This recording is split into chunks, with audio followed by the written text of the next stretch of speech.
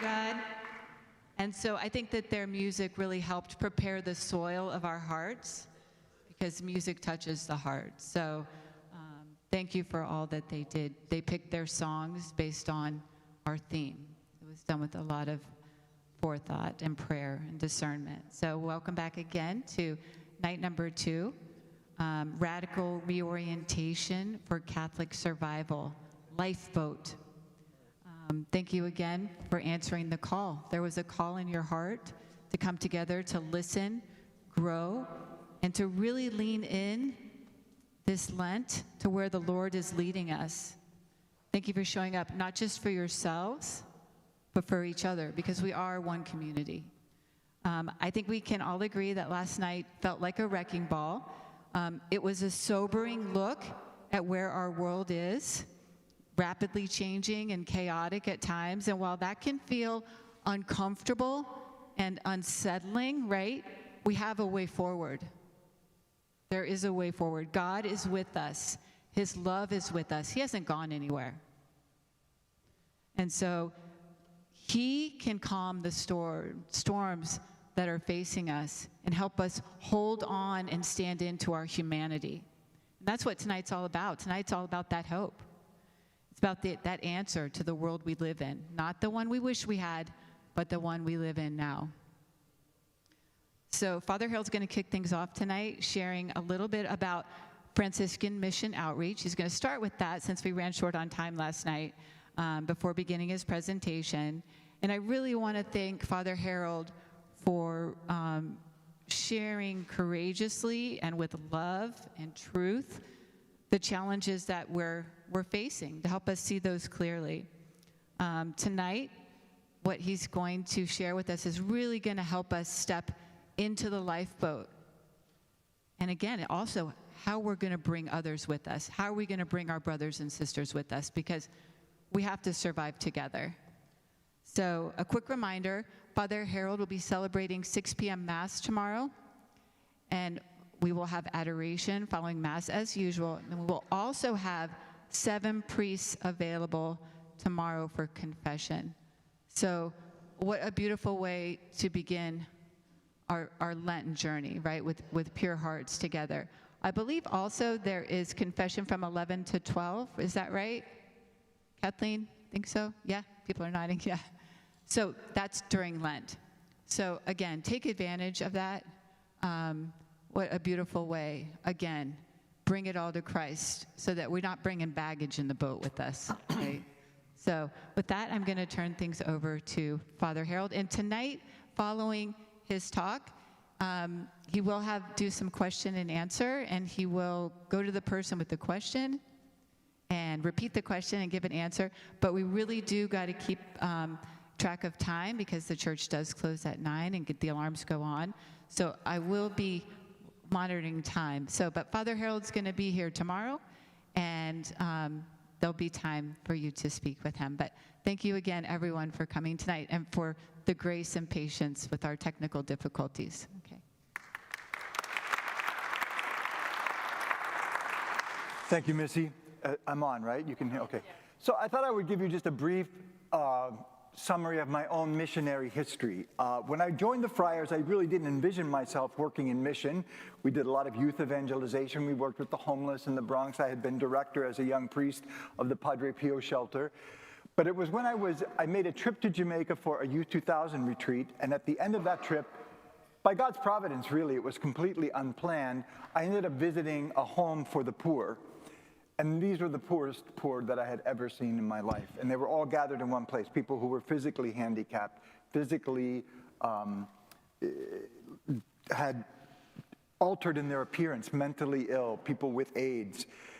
But quite surprisingly, it was one of the most intense experiences of the presence of Christ in my life. When this young boy named, I'll think of his name, he came up and took my hand. I think I said the name of Jesus out loud, because it was just so overwhelming. And that opened up for me a new vista on the life of the church and the unique presence of Christ among the poor and in mission territories. So shortly after that, We opened our house in Honduras simultaneously with a house in London during the Jubilee year. And I was in Honduras for almost 7 years. We renovated the friary. We built a free medical center for the poor that is still running, a mission center there. And those are some of the happiest years of my life, although also some of the most painful, because I can't remember how many funerals we did, but many, many funerals of people who had died violent deaths, having been shot, drowned, run over. It's just, and people facing a challenge in life that just is, you can hear about it, you can see pictures of it, but until it's right there in front of you with the people who live it, it's, yeah.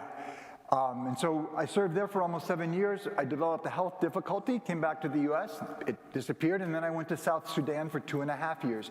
Even poorer than Honduras.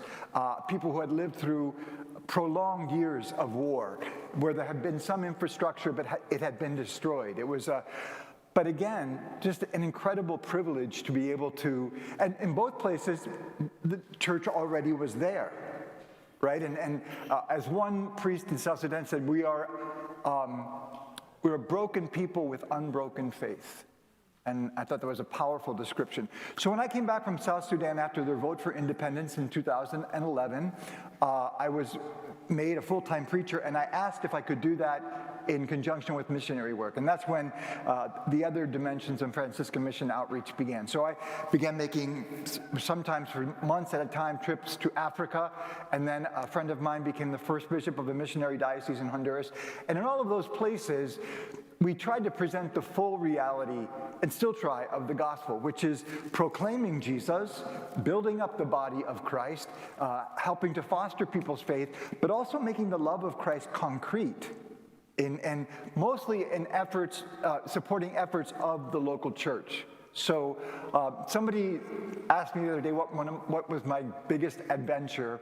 And I kept thinking about it after the conversation was over. He's here tonight, so I'm answering his question.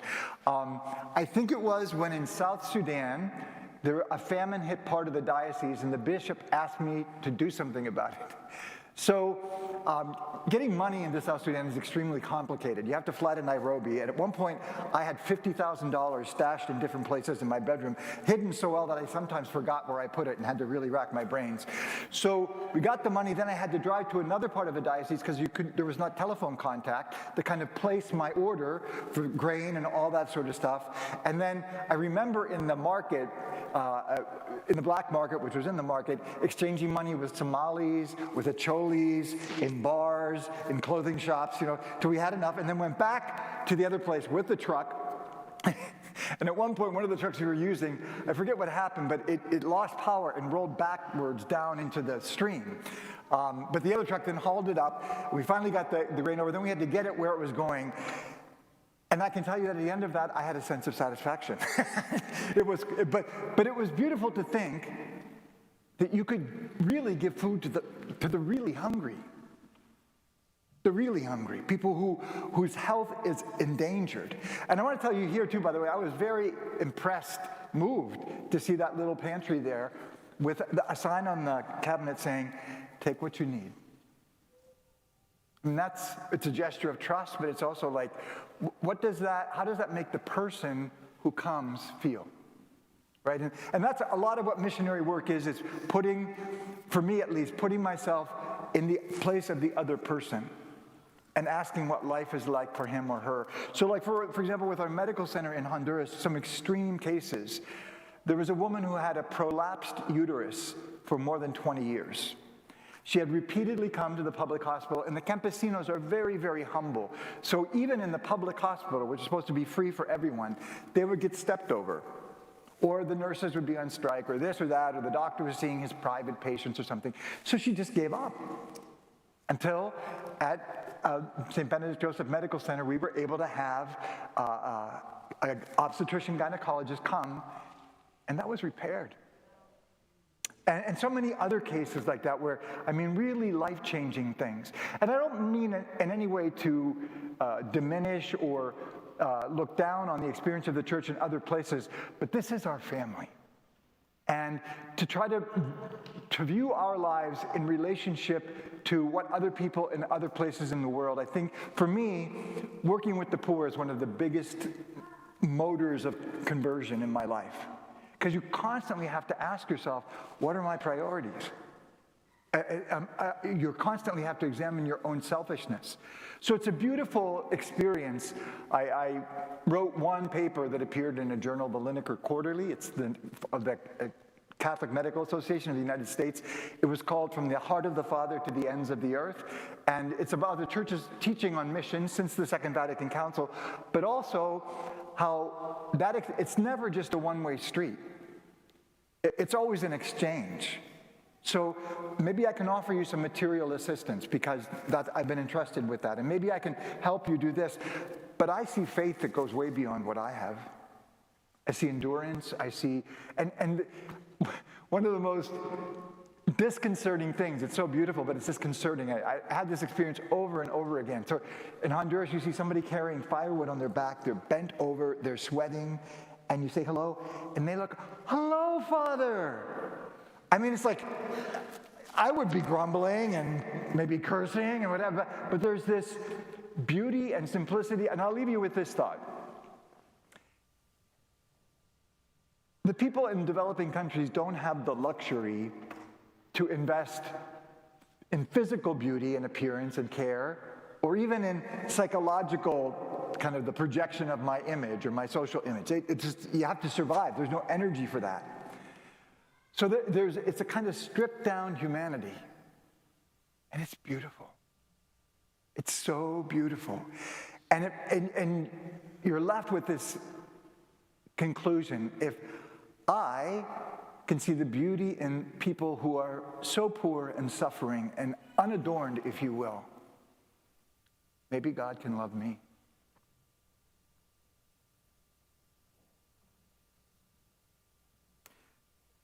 So thank you for that. Something that has hardly ever happened is all my promotional materials have disappeared. But if you would like to, there's still some donation envelopes, and if you would like to receive an e-letter that I send out 3 times a year at Christmas, Easter, and in the fall, you can either send an email or visit our website, and there's a place where you can sign in at the bottom, just an invitation. So yesterday, just to recap briefly, I presented the image of the church as a boat. The boat of Peter, we began with that and how it kind of grew, and we finally got to the ocean liner, and even the cruise ship, right, seemed to be untouchable, unsinkable, and then the impossible happened. The hull was breached, and it took a while, and I think what we're seeing now, we're seeing the residuals of Christianity finally being used up. So for a long time, it was like, I'm a good person, I was raised well, I'm honest, I'm nice, But the further we have gotten from a lived faith, from sacramental grace, we're seeing what we look like and what is possible. So that image of a boat, then, I tried to hit us hard with the statistics of where we are, because pretending it's not that way is not the answer.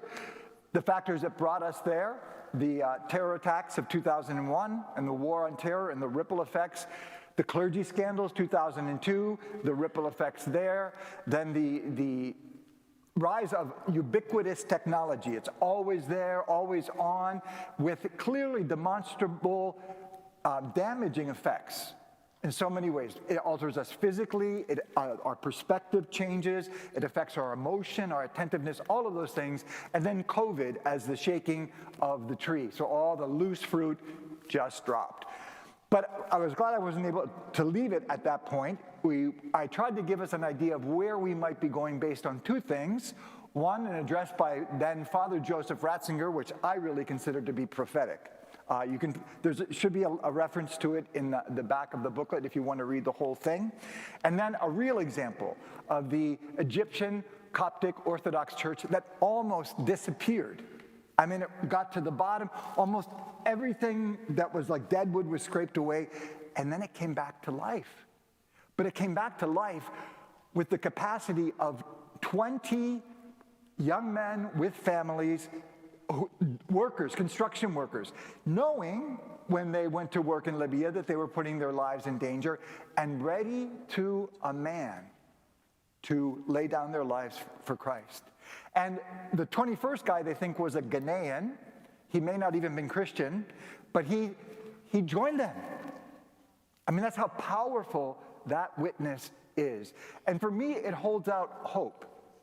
It holds out hope that, okay, I don't know where we are in that process, but the church is not going to die. This is a time of purification. It's a time of testing, but it's also a time of renewal. And maybe we're seeing the first signs of a new springtime. So if that's where we're going, how do we get there? I want to set the stage with this and refer again to a book that I mentioned yesterday, From Christendom to Apostolic Mission. And Monsignor Shea points out that our times are much more like the context of the early church than of Christendom of the Middle Ages and then past the Middle Ages, right? And so they call for a different response. And in that book, he quotes Archbishop Fulton Sheen, who helps us to understand this concept of Christendom. And this is something that he said in 1974. We are at the end of Christendom, not of Christianity, not of the church, but of Christendom. Now, what is meant by Christendom? Christendom is economic, political, social life inspired by Christian principles. That is ending. We have seen it die. And so while in some sense, I think we can say that the United States is a Christian country, we can only say that in a qualified sense. We can't say it the way we could have said it a few decades ago. And that's the shift that has to take place, because if we're expecting it to be something other than it is, then we're not going to be responding adequately. So it's worthwhile taking a look at the early church. The early church was a small but vibrant drop in the ocean of an enormous pagan empire. I mean, when Paul began his missionary journey, the church was infinitesimal. Right? Tiny, tiny little groups of people, mostly people who lived on the outskirts of society. The church conquered that empire by witness. That's how the church spiritually won over the Roman Empire. And not primarily a moralistic witness, but the witness of a more beautiful, fulfilled humanity. This is a quote from the church father Tertullian from 200 AD. Look, they, the pagans, say, how the Christians love one another, for they themselves hate each other, and how they are ready to die for each other, for they themselves are readier to kill each other. It was such a stark contrast to the instinctual, animalistic, backbiting, hedonistic dissipation that it became a refreshing invitation to be able to live in a different way, and interestingly, a way that wasn't dependent on a particular set of circumstances. Because often those people were the servants, the slaves, the poor, and yet they had something. They had something that the wealthy didn't have. One of my favorite spiritual authors is Monsignor Luigi Giussani, personal friend of both Pope Benedict and Pope John Paul II, founder of the Catholic movement Christian Communion and Liberation. He says this: the first Christians felt they were personalities in the world, in society. Personalities who were different. Different because of their conception of themselves and their ability to express that, to communicate. Within such a banal, wretched human reality, there was the certainty of a new humanity. The humanity of Christ, capable of transforming any kind of miserable humanity, provided that it sets out on a journey. And I love this line: Christ can victoriously cut through all our powerlessness with his strength and can transform it into an energy that works for the good. And because they had experienced that, not in a haughty way, not in an arrogant way, not in a judgmental way, the early Christians knew that they were someone. They knew they were someone because they discovered who they were in the eyes of Christ, which enabled them to live, sometimes in degrading situations, with a sense of dignity and peace and even beauty. The early Christians conquered by attraction. Pope Benedict, back in 2007 at the Bishops' Conference, the Latin American Bishops' Conference in Aparecida, Brazil, said this: the church does not grow by proselytizing, but by attraction, by the energy of Christ's love. Proselytizing is a kind of fancy word for any attempt to communicate the gospel or to have people enter the church that does not fully respect the other person's freedom and reason. It involves some kind of manipulation, coercion, whatever. Anything other than an appeal to the freedom of the other person with the message of the gospel is proselytizing. And Pope Benedict contrasts attraction to that. And one of my favorite examples is one from Pope Francis in his letter. It was in his letter to youth, I think. He refers to Greek mythology to explain the difference. And so he refers specifically to Ulysses and Orpheus. So Ulysses wanted to hear the siren song. The sirens are what we would call today mermaids. They would sit on the rocks and they would sing such an enchanting song, and sometimes in film it's portrayed as the sailors hearing the voices of their loved ones, so that the sailors will steer the ships toward the rock and crash and die. Right? It's a seduction that leads to death. So what Ulysses did was he had himself tied to the mast of the ship, right? And he had all the other sailors put wax in their ears so they wouldn't hear the siren song. I submit to you that that is not a really attractive way to live Christianity, right? Tied to a post, and I don't hear you, right? But he said that Orpheus did something other. Orpheus, on the other hand, did something else to conquer the siren song. He intoned an even more beautiful melody. Now, this is one of the main points of this talk.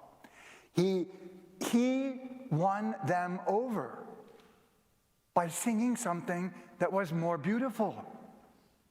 And so often we can feel that we're at odds with people. I have to win.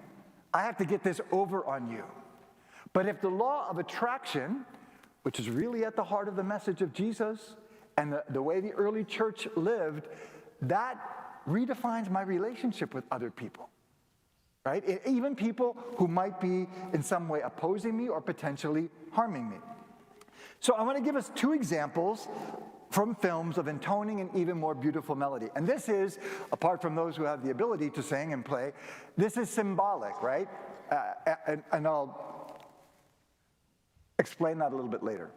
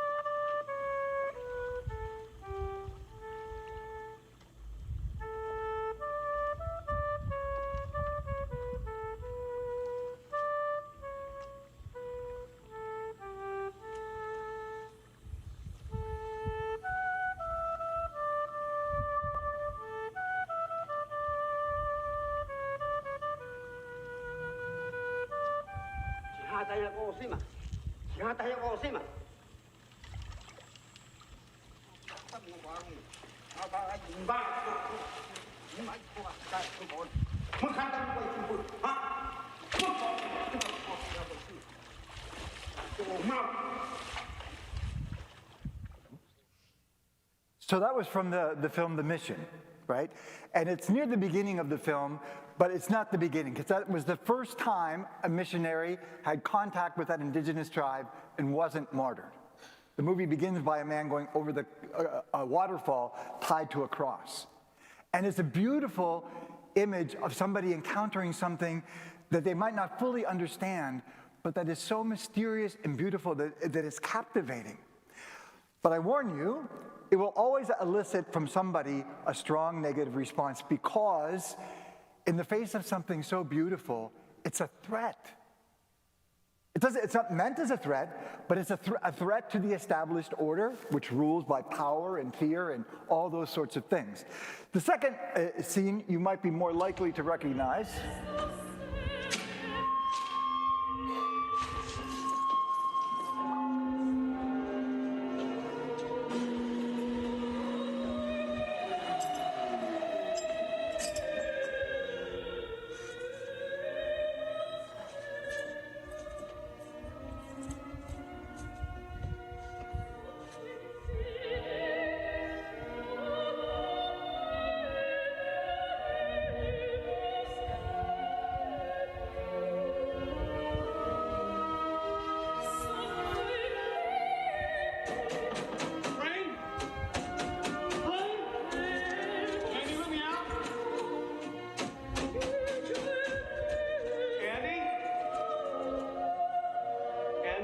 I have no idea to this day what those two Italian ladies were singing about.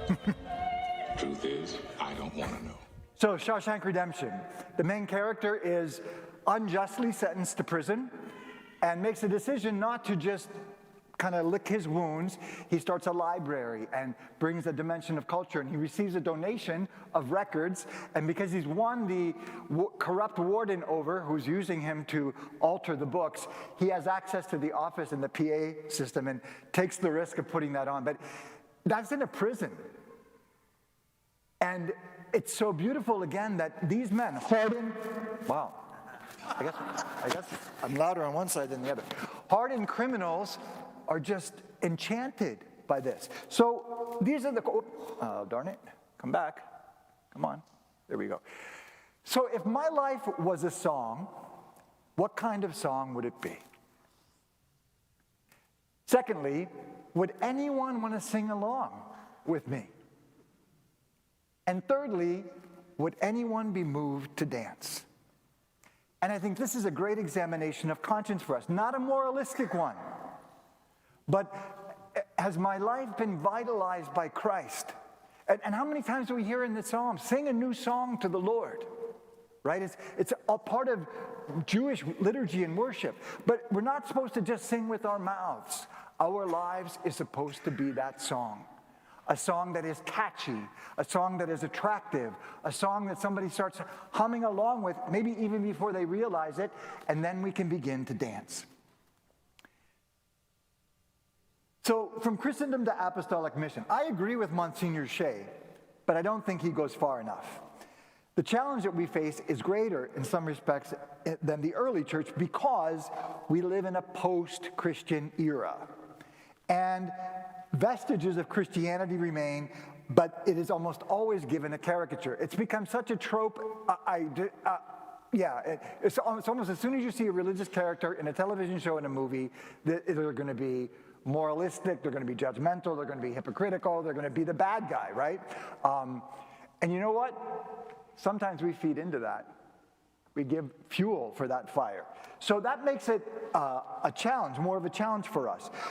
But it's an even greater challenge because of the scandals. And Monsignor Shea doesn't mention that in the book. And for me, that's a grave oversight. Because if we don't understand, so here's an experiment I've done with priests or other people. So you know, like their word association games, so I say wet, and you say the first thing that comes to your mind, dry, dog, cat, priest.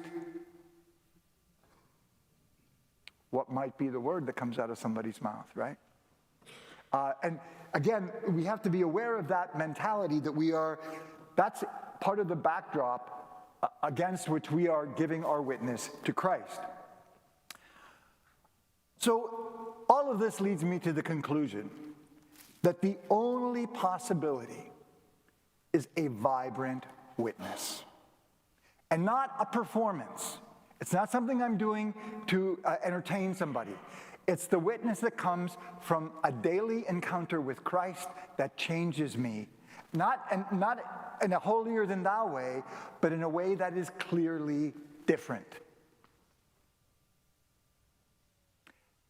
The joy of the gospel. Pope Francis asked us for a missionary transformation because what is absolutely clear is that we can't just keep doing the same things we've been doing in the same way because it's not working. And the reason why it's not working, I explained yesterday. And so from the joy of the gospel, and think about what this means. I dream of a missionary option that is a missionary impulse capable of transforming everything, reverse engineering everything in light of mission. I invite everyone to be bold and creative in this task of rethinking the goals, structures, style, methods of evangelization in their respective communities. Sometimes I'll ask as a challenging question, I don't expect an answer, but how many parishes do you know of that are outward facing? Where the priority is really the reaching out to other people and not just, and it's more than maintenance, there's formation, there's all these things going on, but is that the kind of church Jesus founded? And so then we have some work to do. Where do we start then? I'm going to first knock out some potential pitfalls. The first two come from Pope Francis. He repeated them over and over again. He draws on ancient heresies to explain them. So the first is Pelagianism. Pelagianism is an emphasis on moralism, following the rules, judgmentalism. It involves a tendency to critique, label, analyze, categorize. I know all the right things. I have all the right answers. That is a serious impediment to witness and evangelization. The second one, another ancient heresy with a modern twist, is Gnosticism. This is a kind of hyper-spiritualism, a supernaturalism, a devotionalism. It emphasizes some particular aspect that if you're not in on that, then you're out, right? So it could be a devotion, it could be a private revelation, it could be, and it often has distinct language and kind of things that it does, but it creates a sense of elitism or of a superior version of Catholicism. Other potential pitfalls, these are my own observations. Syncretism. Not like it happened in the past where in different cultures, certain pre-existing cultural or religious practices were kind of fused with Christianity. I'm talking about ideological syncretism. And that is any time that something that is not an essential part of the gospel or the teaching of the church is presented as being an essential part of Catholicism. And this is a big problem. Because basically what you're saying is, to be a Catholic, you also have to be this or do this. But if the church doesn't say that, and it's not in the gospel, that's not true. And we have to be very, very careful with that. Because we could even unconsciously do that. It could also be a cultural kind of understanding. We can have this image of the perfect church. You know, it's a white church. It has a steeple and a bell. It's got nicely arranged flowers and bushes. There's an altar to St. Joseph on one side and to Our Lady on the other side. People come dressed in a certain way. They sing a certain kind of music. And that's really what it means to be Catholic. And I secretly want to kidnap those people and parachute them into the interior Uganda so that they can go to a mass that doesn't look anything like that, but where they might well encounter a faith that is much more alive. There's different songs, different dresses, the buildings look different, very different. But you know what? It's the same faith. And we have to be careful that we are not diluting that by other things. I mentioned yesterday the argument from authority does not work. Or the Bible says, or the church says, or you really should do this, or all of those things, they have no points of reference. Just think of the iceberg with the whole thing of qualities around it. It's like you're talking a language no one understands. And because of the scandals and some of the other problems, the response a lot of times people, who are you to tell me what to do? Get your act together. My dad, who was a lifelong Catholic, and he was even somewhat of a chaplain on his naval ship, he would coordinate the Catholic service when there wasn't a priest there. At one point during the scandals, he put a little cartoon on the refrigerator. It was a man going to confession to the priest, and you could tell they were ending, and the guy says to the priest, "Now, how about you, Father?" Right? And now, my dad did not question the church, but that's what I'm talking about. So if you're going to try to refer to some deontological authority, you're not going to get anywhere. Apologetics. It's good to understand and be able to explain your faith, but the purpose is not to win an argument. It's to win over a person, right? And it's not, believe it or not, primarily about information. It is about a person and the life that he offers. And I think what happens so often in apologetics is people kind of memorize a certain response, right? So that when somebody asks this, they say that. And you know what? It sounds like a memorized response. I remember I was talking to a group of young people, "Father, what should we say when somebody asks us that?" I said, "Well, you have to figure that out. I can tell you what the church teaches, but you got to own it first. You have to be able to explain it as you understand it, not just as a automatically generated response. It's like we're apologetic bots, right? You say this, I say that." Another one, presumption. That is to presume that somebody is acting in bad faith or bad conscience, right? They really know better. They know they shouldn't be doing that. They know that's not right. I don't think we can say that. What did Jesus say when they were nailing him to the cross? "Father, forgive them because..." And what did Peter say when he was preaching to the crowds on Pentecost? "I know you acted in ignorance." Because if we presume that way, there's an immediate judgment, and it's almost always perceptible, right? We've put somebody in a category, we've made a judgment about their interior culpability. I think when we meet people, especially today, the presumption should be that they're trying the best they can. There's goodness there, and I'm not going to immediately start to critique them. And because sometimes it seems to me like evangelization, and this was true for a long time, I think, in catechesis, is just getting people to follow the rules, right? That's what we want. Stop misbehaving. Whereas Jesus, "I have come that they may have life and have it in abundance." And if they don't sense that, why should I bother following the rules? I don't have any reason. I don't see any logic in that. So, back to the original question, where do we start? There is only one place possible to start, and that is our humanity. The mystery of me and you, because the one thing I have in common with every other human being is a human heart. And in that human heart, there is a longing for joy and freedom and truth and justice and happiness. That's what constitutes us.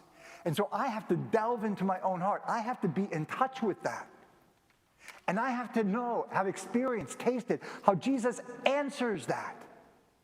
Because otherwise, it's just one big disconnect. It's like, here, let me give you this superimposed thing that you have to do or believe. But if I have experienced those deep needs, and if I've experienced Christ responding to them, then I have something to share. Jesus comes as the answer to our humanity, but... And Monsignor Giussani, who did his doctoral thesis on Reinhold Niebuhr, used to love to quote this: "There is nothing more absurd than trying to give an answer to a question that someone has not asked." And I think we spend a lot of energy trying to do that. Yeah. And the question hasn't been asked because it hasn't been provoked. It's there, but we can live in a state of permanent distraction, although that is falling apart.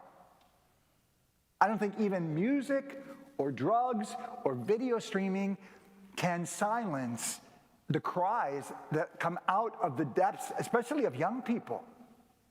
And so to be able to help someone to make sense of that and to see Christ as the answer to that, but it means awakening something. So I finally have an answer to the parents and grandparents who say to me, "Father, we sent our kids to school, Catholic school for 12 years, and then 4 years of Catholic college, and they don't go to church anymore, and I don't know why. What can I do?"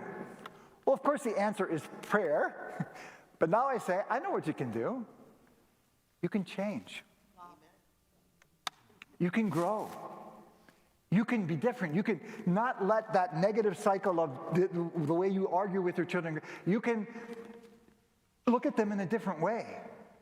Respond to them in a different way, because that might be the one thing that would enable them to take a second look at something that they have completely caricaturized. And it's true, of course, not just of parents and grandparents. It's true of all of us. I mean, what happens to you when you see somebody you know and you notice something's going on there, something good is going on? Because a lot of times it's evident, right? There's a happiness, there's a peace, there's a generosity. It's like the person has turned a corner. And what's the natural thing to do? What happened? Tell me your secret. I want some of that. That's attraction. That is provoking a curiosity. That was my vocation. I saw Pope St. Francis, and I wanted what he had. I wanted that. And that was how my vocation was born, to change and to grow.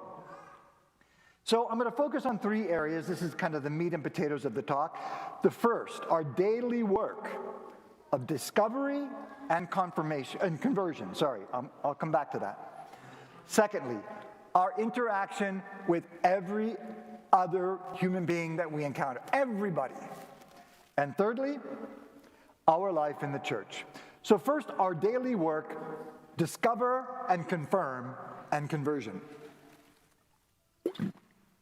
So there are 2 methods that I can offer you to help us delve more deeply into our humanity and delve more deeply into Christ. Discover and confirm. I'm drawing here a lot from Communion and Liberation, and in one, I think it's on their website, the Christian proposal as the adventure of life. How does that sound to you? It's not the Christian proposal as being tied to the mast of a ship and having everybody else have wax in their ears. It's not the Christian proposal of wearing a straitjacket. It's an adventure, the adventure of life. And then for ongoing conversion, I'm going to delve into the 12 steps of Alcoholics Anonymous. So first, for the first one, this is my suggestion. Read the daily gospel for Mass. There are probably a gazillion sites online where you can have it sent to your inbox. You can have it read out loud to you. You can have it in any language that you want. Read the daily gospel, okay? Then, reflect on the events of the past day or of recent experiences in your life. And this is where we have to be attentive. Pay attention to what moves you.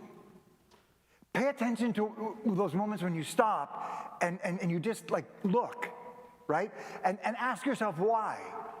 And to do that in light of this, the reading of the gospel. So this is constant comparison of the needs of my heart, the experience of life and the way that it affects me, the person of Jesus and his proposal of life.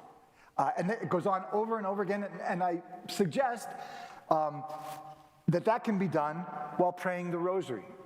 The rosary becomes the backdrop of that. I can think about that. But the whole point is to discover the presence of Christ, not just here, but at home, in the car, in the grocery store, at your job, at the racket club, wherever. Because the more we discover him there, the more he becomes part of my life. And it's so natural to share that. I'm not even thinking of trying to impress you by this.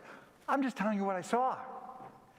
In Communion and Liberation, they have a magazine called Traces, and the kind of theme or the catchphrase on the back was, a friend who tells you, look. Because it happens, right? So you're at an event with somebody, and somebody sees something that I missed. Or they experience it. And what does that do? I want that. Right? And the more I experience that, and it's something that grows with a sense of awareness, attentiveness, and then mulling it over in prayer. 2 quotes from 2 literary sources. The first is T.S. Eliot, The Family Reunion. You are all people to whom nothing has happened at an almost continual impact. You have gone through life in sleep. So all this stuff is going on, but nothing happens to you. You're like Teflon, like nothing sticks, right? And I always have trouble pronouncing this guy's name, Antoine Saint-Exupéry, in his book, The Flight to Eris. He was the one that wrote The Little Prince. No single event can awaken within us a stranger totally unknown to us. That's the person who we are supposed to become. To live is to be slowly born.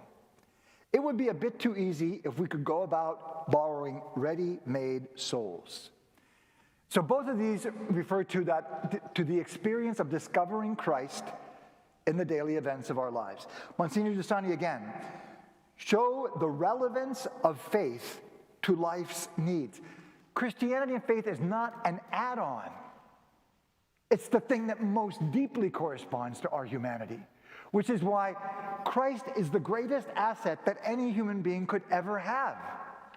And faith, St. John says, it's what gives us victory over the world. We're not defeated.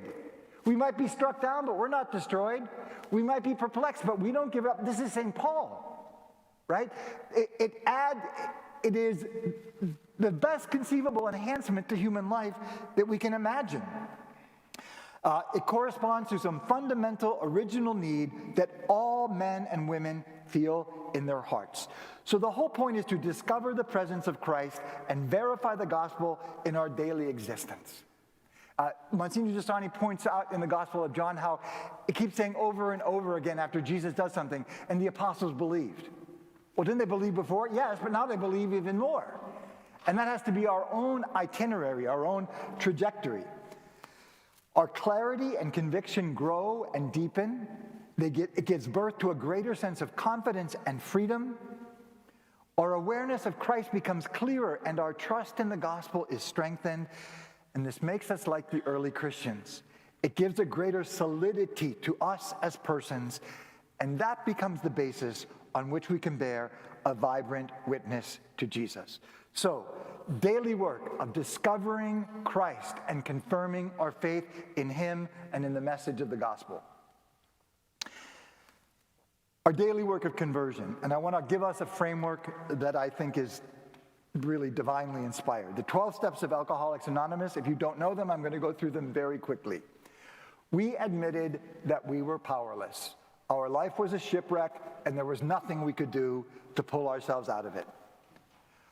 But we came to believe that there was a greater power who could rescue me and restore me to sanity. And I made a decision to turn my will and my life over to the care of God. Now, I want to stop here. If you've never done that, I'm inviting you to do it. Do it tonight when you get home. If you have never consciously said, okay, Lord, I recognize the depth of my weakness. I believe that you are real. I surrender my life to you. I put it in your hands. You are in control. If you've never done that, please do that. For alcoholics, that's the beginning of the road to recovery. Then, step number 4. Now, 4, 5, 6, 7, 8, and 9, and 10 are all about conversion. So, number 4, I made a searching and fearless moral inventory of my life. That one always scares me a little bit. It means an examination of conscience, an honest, complete examination of conscience. And then, I have admitted to God, to myself, and another person the exact nature of my wrongs. We have a name for that. It's called confession. Here's another one. We were entirely ready to have God remove these defects of character. There was nothing we were going to hold back. Lord, I want you to take it all away. I can't do it. Maybe it won't happen all at once, but please remove all the garbage from my life. We asked him to do that. We made a list of everyone we had harmed and became willing to make amends to them. That's reparation. And did make direct amends to such people whenever possible, unless that would be more injurious to them or others. Continued to take personal inventory, and when we were wrong, admit it promptly. This is the ongoing daily work. And then the last 2 steps are, move beyond that, sought through prayer and meditation to improve our conscious contact with God. And here's another line to examine. Praying only for knowledge of his will for us and the power to carry that out, because I trust him I don't want to tell him what to do. I want him to show me. Because I know what happens when I'm in control. I spin out of control. And then finally, having had a spiritual awakening as a result of these steps, we tried to carry this message to others who are in need and practice these principles in all our affairs. This is a restatement of the basics of Christianity. The first three, the initial steps, foundational, awareness of our need for salvation and our complete dependence on God. Faith and trust in him. He is good. Surrendering our lives into his hands. Then, 4 through 10, the practice of ongoing conversion, as we just talked about, examination of conscience, confession of sins, willingness to change. This is important because there's a danger for all of us, even if we're very active in the church and maybe we're having a spiritual life, we get stuck. We get stuck. And whether we admit it consciously or not, we are unwilling to change. This happens in relationships, right? Where you kind of dig your feet in, or you're just like, nope, I'll do everything else, but this, I can't, I won't. The I can't is okay, as long as you know that he can. But the I won't is deadly. If it doesn't kill us spiritually, it becomes a major obstacle to God's grace. Awareness of our responsibility for reparation, ongoing. That means admitting when I'm wrong, asking for forgiveness when I have offended someone, or failed in a responsibility, or been selfish, or whatever. And that's the ongoing repairing of damage. And then you're doing this over and over again. And then prayer, meditation. And I already talked about, okay, it's kind of repetitive. Mission. And here's the key point for us. It is a result of a spiritual awakening. It is not an obligation because Father Harold told me that I have to go out and talk to 5 people. No, something happened to me. I see things differently now. And because of that, I've been given something good and beautiful. And if anyone is willing to receive that, I want to tell you about it. Not because I'm better than you, but because this really helped me. I'm better because of what happened to me. Okay, and I have some, sorry, just a few more comments here. We have a lot to learn from Alcoholics Anonymous. As I was telling Missy earlier, this corresponds to the Catholic understanding of grace and salvation, right? I am saved, but I have to be saved I have to live in grace. And so it's different than evangelical. Are you saved? Well, I'm in that process, because I'm trying to live in God's grace from day to day. I know I can't do it on my own. And it's this mysterious, not willfulness, you can't white knuckle yourself through, but it's an even deeper engagement. Because willfulness really comes from a kind of pride so that I can clean up my own mess. Whereas living in grace means it's discovering really to dance with God, but he's the one that's leading, right? So respond continuously to his grace. Alcoholics know that without God's grace, they are powerless and lost, but when they surrender to him, they find freedom and strength, and this produces two qualities that are rarely seen together: confidence and humility. But I've seen it over and over and over again in people who have been in recovery for a long time, right?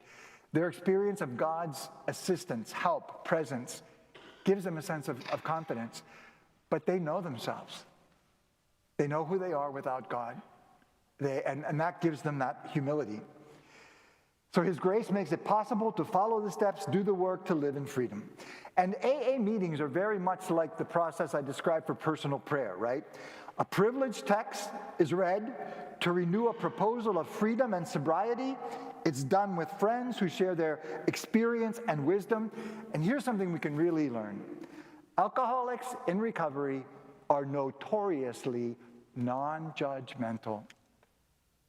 They're not shaking their finger at the alcoholic. Their heart goes out to them because they've been there. They've been there, which makes it much easier for them to be able to help that person. So here's how do we put that into practice? incorporate these steps into our daily prayer, examine our lives each evening, recognize our failures, ask God for forgiveness, beg to change, ask others for forgiveness, make amends. And the Chaplet of Divine Mercy is a beautiful way to incorporate, like with the rosary in the morning, because it's just, for me, it's just like this image of calling down a rain of mercy. Not just on me, but on this wounded world that is bleeding out and has blisters and fractures all over the place. And along with that, Sacrament of Reconciliation once a month, doing penance for the healing of the effects of our sins on ourselves and others, and the best penance is generosity, charity, mercy, and kindness toward people who have no claim on that from us. That's gratuitous, because that's how God is. So it's not, there's nothing in this for me other than the opportunity to express my gratitude to God and my love for him, and to try to share that a little bit. Okay, so this is daily work. This is because if I am not discovering Christ and I'm not changing, I have nothing to offer anyone. Nothing. And it's going to sound like it, because my homilies are going to become rote or read or shallow or superficial, and it will become obvious to everyone, even if people don't articulate that. It has to happen daily in our lives. Secondly, our interaction with others. A spiritual awakening leads to sharing the message. Mission is the fruit of our discovery of Christ and our response of conversion. It comes from somewhere. It comes from that daily work that we try to renew over and over. And evangelization is nothing other than inviting people to join us in that same journey. Come with us. This is what we're doing. And we're trying to discover Jesus in our lives and see how much better he makes that. And that means we've got to take an honest look at ourselves. But the thing with alcoholics is they want to convert. Penance is not a negative thing. Show me where I'm wrong. Make me more free. I don't want to hurt people anymore. I'm tired of humiliating myself. It is a positive experience for them. And you might be struggling with that, so come along. It implies a willingness to establish a relationship, a friendship. Another person can never be a project, only a friend. So you'll excuse me from using St. Francis as an example, and particularly G.K. Chesterton's book on St. Francis, because there's a paragraph in it that it always blows me away. There's some excerpts there, but I'm going to read the whole thing to you. He honored all men. That is, he not only loved, but respected them all. What gave him his extraordinary personal power was this, that from the Pope to the beggar, from the Sultan of Syria in his pavilion to the ragged robbers crawling out of the wood, there was never a man who looked into those brown, burning eyes without being certain that Francis Bernardone was really interested in him, in his own inner individual life, from the cradle to the grave, that he himself was being valued and taken seriously, and not merely added to the spoils of some social policy or the names in some clerical document. Now, for this particular moral and religious idea, there is no external expression except courtesy, the manners of a court. But whereas in a court there is one king and 100 courtiers, in this story there was one courtier moving among 100 kings. That is what gave him his extraordinary personal power.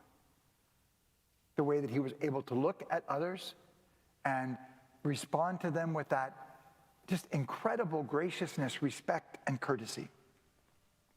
So in that quote, he makes a reference to ragged robbers crawling out of the wood. So this is St. Francis's method for converting. Near one of the early friaries in a place called Borgo San Sepolcro, there were robbers living in the woods, and they assaulted people and maybe even killed people, right? And they didn't always have enough to eat, so they showed up at the friary, and one of the friars gave them a dressing down. Who do you think you are? You're thieves, you're criminals, and you expect us to give you some food? Boom! So when St. Francis heard about that, he gave the friar a dressing down and said to them, they would be brought back to God more easily by sweetness. Oh no. What is that? It's an Amber Alert. Say a Hail Mary for Jaslyn. Hail Mary, full of grace, the Lord is with thee. Blessed art thou among women, and blessed is the fruit of thy womb, Jesus. Holy Mary, Mother of God, pray for us sinners, now and at the hour of our death. Amen. They would be brought back to God more easily by sweetness than by cruel rebukes. And then he gave an assignment. Take them food and wine. Ask for forgiveness. Beg them to stop doing evil, and promise to help them when they ask. They were all converted. Some became friars. But before it got to, they became afraid, and so they went to St. Francis to ask for his help in prayers. This is what he said. If we have infinite sins, the divine mercy is still greater than our sins, according to the gospel. And the apostle St. Paul said, Christ came into this world to redeem sinners. What an incredible message of hope that followed an incredible, gracious act of kindness and courtesy that turned an adversarial relationship into a relationship of friendship. And he had a very similar, sorry, I'm not doing my buttons right, with Islam. He never had a sense of superiority, but this is beautifully the way that it's described. But by the certitude that sinful humanity is called to move forward together toward the knowledge of the true face of God. So even to recognize some commonality, that you're a believer and we want to know who God is and we want to live the way that he wants, that's something that you have in common. Some fundamental principles: make the most of every opportunity with an emphasis on every. Always be prepared to give an answer to everyone who asks you, to give the reason for the hope that you have, with gentleness and respect. That means, that verse implies that somebody has asked us a question. The question I said before, all right, what's your secret? What's going on? How's come every time you come in, you always greet me with a smile on your face, you're not angry, you're not demanding, what's going on? Well, since you asked, I can explain the reason for that with gentleness and humility.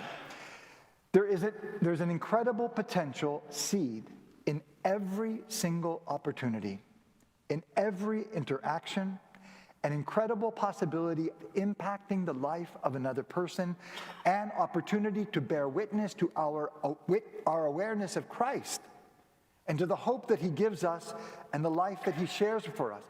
For everyone, everywhere, always.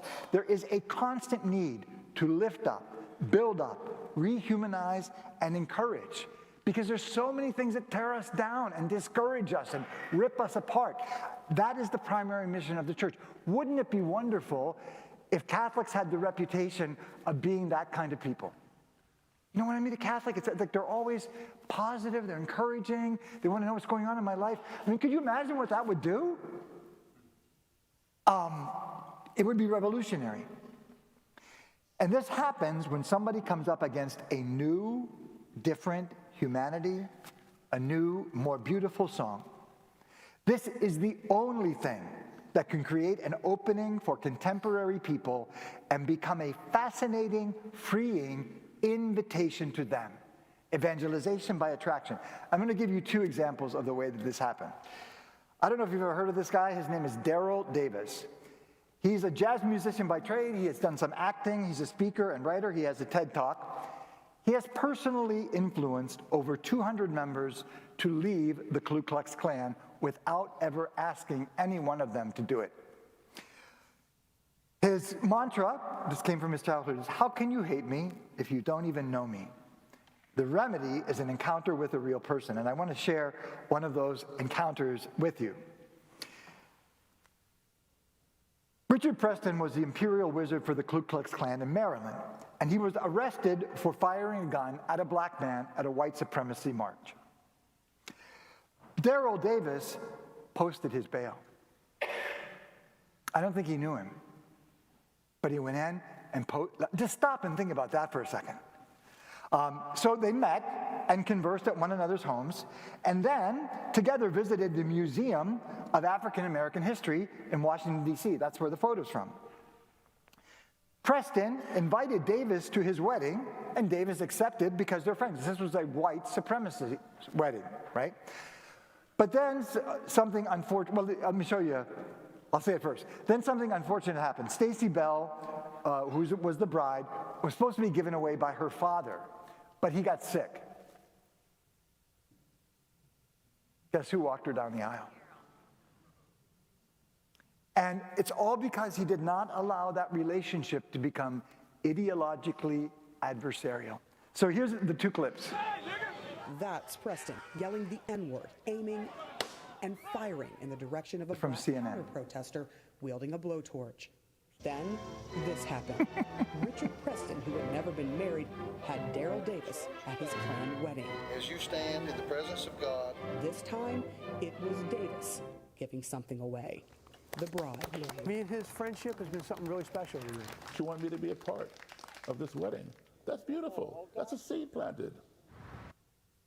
So, Daryl Davis's advice on how to dialogue about opposing views. You have to let the other person be themselves. You have to accept them. Doesn't mean you approve, but you accept them just the way they are. To be heard, you have to listen, and not listen defensively. Listen trying to understand. Attacking makes the walls go up. Calmly explain what you believe and why. Aggression is a sign of weakness. It means we're afraid of the other. You can always find common ground. Common ground changes an enemy into a person and into a friend. And this is at the heart of the gospel.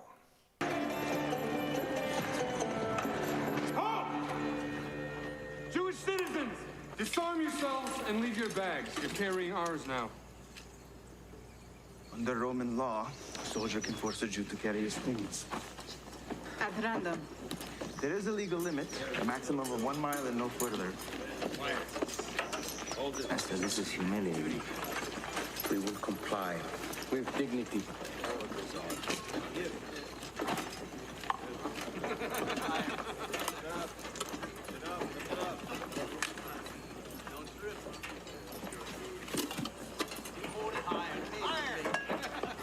Master, let me take that. You should not have to. No. There's no more unsuitable on my head than any of yours. We both know that is not true. Thank you for your concern, Judas.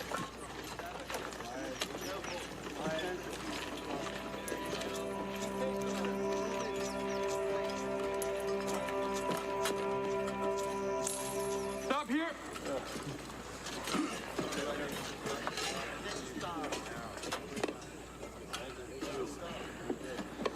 I said stop!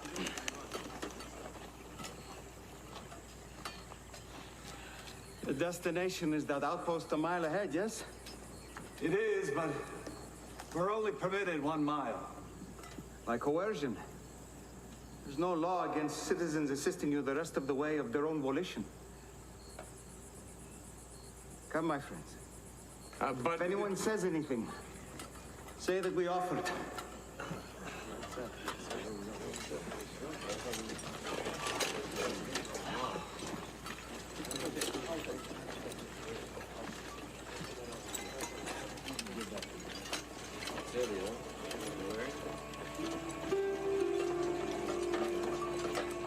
Rabbi, what are we doing? Why would we just help Romans? Judas, where did we meet? At the sermon on the Chorazin plain. Good. Whenever you are troubled, think back on my message.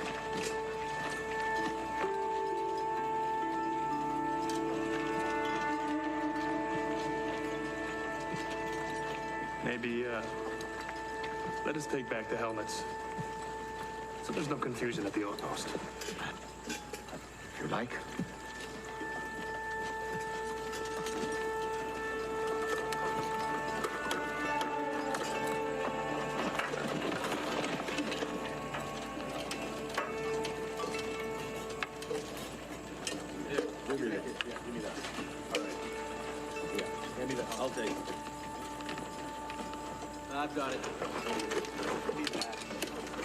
Hey, if anyone forces you to go 1 mile, go with him too.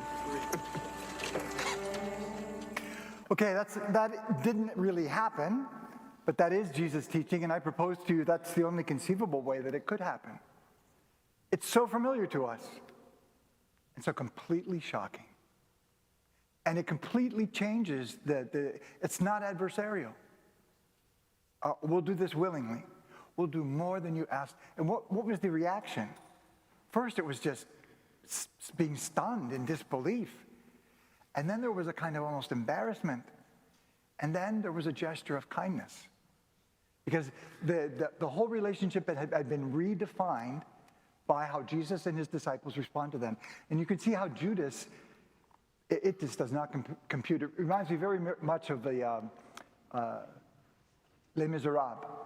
Jean Valjean is converted when, after having stolen the bishop's silverware, is dragged back by the police to the bishop's house. He says, "Oh, Jean Valjean, I'm so glad you're here. You forgot the candlesticks." I mean, really, it was like an interior earthquake for him, and it took him days to figure it. But that completely transformed his life. And Javert, the man who pursues him his entire life, he saves his life. And it's so incomprehensible that the only thing Javert can do is kill himself. But that is the radicalness of the gospel. Sorry. So let me just skip through this real quick here because we're running out of time because somebody talks too much. Okay, last example. This is another real-life example by a man named Daniele Mencarelli. He wrote autobiographical novels. There's one of the shows is already on Netflix, and I think they're making this. The one on Netflix is Everything Cries for Salvation. That recounts a week he spent in a mental hospital.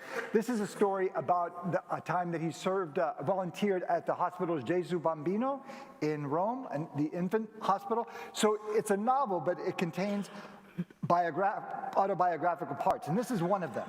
So he recounts an incident that actually happened in the inner courtyard of the hospital.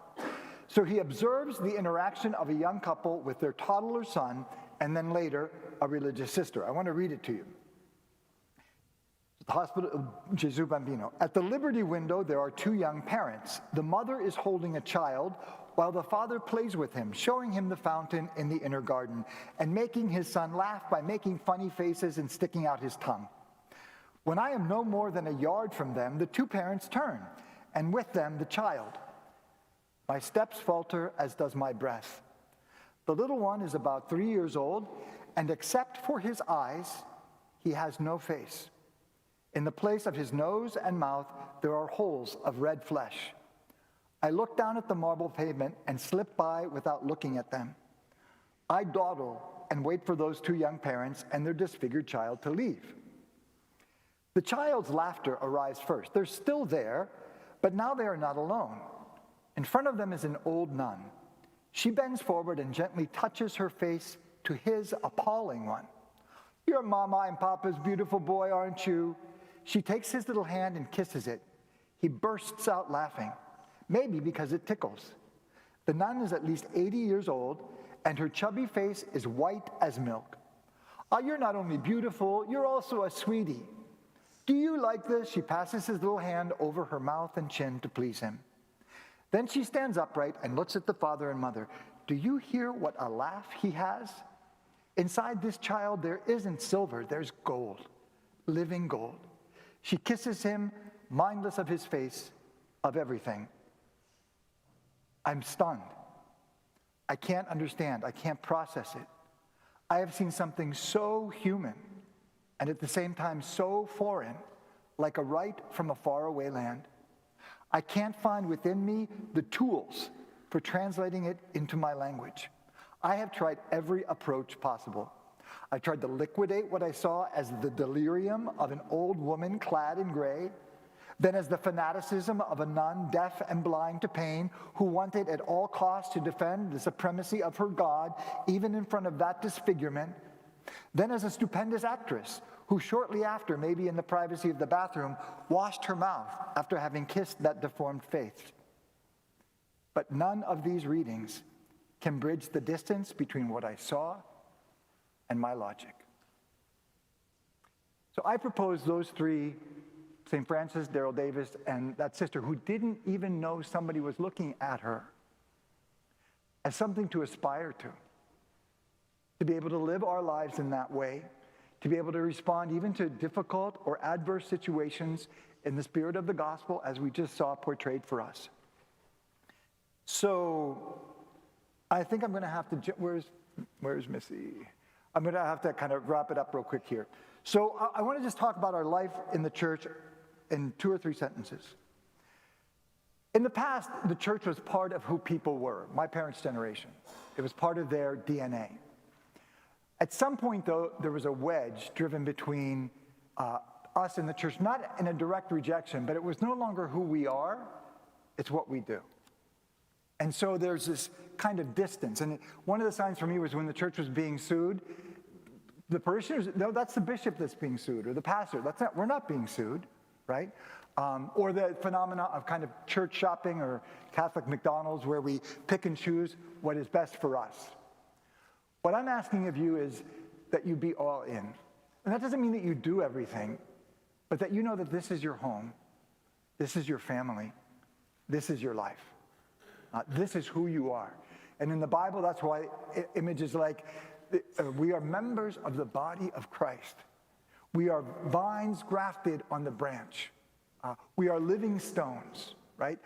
Only that way will the church be who she is supposed to be. And so whether the church is beautiful or ugly, lackluster or vibrant, scattered and disorganized or focused on her mission, depends on you. Individually, personally. Your commitment, your discovery of Christ, your process of transformation, this wonderful adventure of interacting with others, putting into practice the spirit of the gospel. If even a small group of people do that, things will be very different. Thank you.